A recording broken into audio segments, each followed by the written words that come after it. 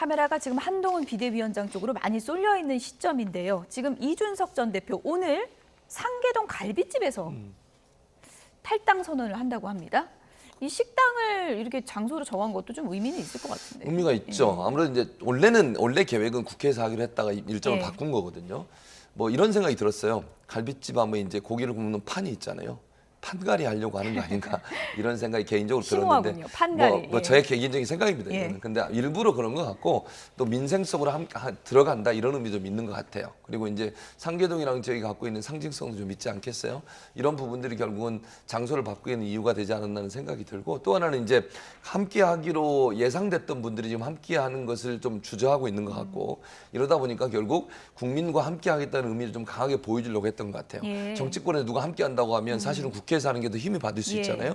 근데 정치권에 있는 분들이 거의 지금 현재로 봐서는 함께하는 부분이 좀 적은 것 같아요. 그럼 결국 민생에서 국민으로부터 시작해서 국민으로부터 끝나겠다고 하는 그런 이미지를 좀 강하게 보여주려는 의도가 있지 않나 그렇게 분석이 가능하다고 말씀드리겠습니다. 어쨌든 시점은 이준석 전 대표가 좀 곤혹스러운 상황이 아닌가 그런 생각도 드는데 지금 천하용인에 김용태 전 최고위원 빠졌잖아요. 그럼 네. 천아인 남는 건데 이 세 명도 오늘 기자회견할 때는 같이 하진 않는 걸로 알려졌는데 맞습니까? 네, 저도 뭐 아는 내용들이 많지는 예. 않습니다. 근데 확실한 건 허은하 의원 같은 경우는 비례대표 의원이기 때문에 그렇죠. 본인 스스로 탈당하게 되는 순간 비례대표직을 내어놓아야 됩니다.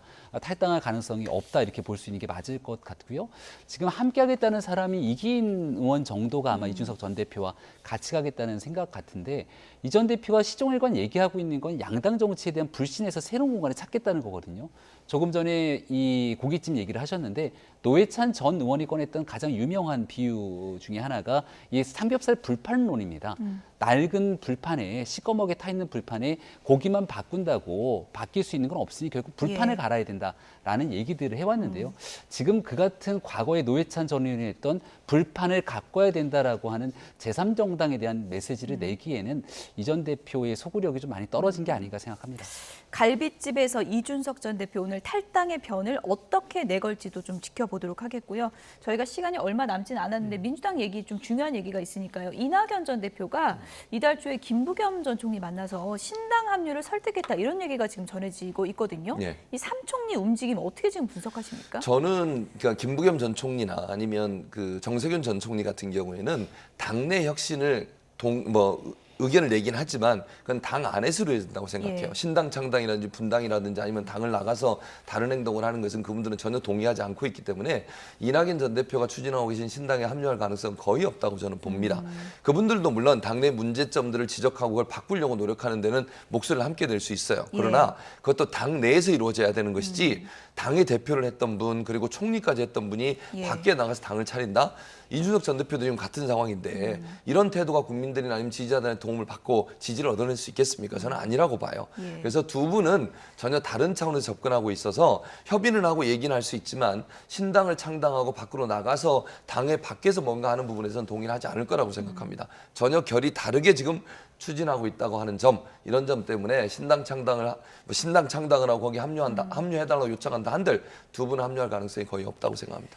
어쨌든 지금 이재명 대표 쪽에서도 이 두 전직 총리들을 만나면서 뭐 대권 포기 등을 포함해서 여러 가지 이제 조건을 제시하면서 설득을 하고 있는 걸로 알고 있는데요. 이 총리 두 명, 정세균 총리와 김부겸 전 총리 입장이 상당히 중요할 것 같은데 어느 쪽으로 좀 더 쏠릴 것이라고 보십니까? 이낙연 전 대표와 함께하기 위해서는 마지막 신당 창당 등에 대한 가능성까지 열어둬야 되는데 그러기는 쉽지 않을 거라고 봅니다. 이재명 대표 측 일각에서는 이런 일각의 행동들을 가지고 공천을 앞두고 있는 지분 요구 등에 대한 다소 모욕적인 얘기들을 쏟아내고 있는 것으로 보이는데 이재명 대표가 이끌고 있는 민주당이 현 상황으로 총선 치를 수 없다, 어렵다라고 하는 분위기들이 점점 현실화되고 있고 만약 한동훈 위원장 취임 이후에 국민의힘의 변화와 혁신하면서 지지율이 교차하는 순간이 오게 되면 이재명 대표 리더십이 더 어려워질 수 있거든요. 그런 순간이 오게 된다면 지금은 다소 소수의 목소리에 불과하지만 이낙연 전 대표의 목소리에도 분명히 힘이 실리는 날이 올 수도 있다고 생각합니다. 어쨌든 이 삼 총리 움직임이 상당히 분주하게 돌아가고 있고 어떤 결심을 하느냐에 따라서 또 민주당의 총선 전국에 큰 변수가 될 수 있을 텐데요. 저희가 오늘 좀 시간 관계상 자세하게 짚어드리지 못했는데 내일 이어지는 출연 시간에 좀 더 이 부분 중점적으로 짚어드리겠습니다. 지금까지 김병민 최고위원, 최진봉 교수 두 분이었습니다. 고맙습니다. 네.